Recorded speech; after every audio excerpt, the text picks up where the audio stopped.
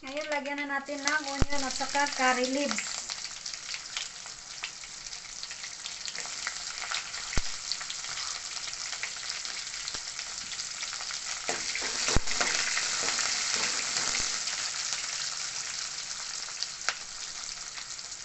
Saka red chili. So, ang tawag nito ay carrot rice.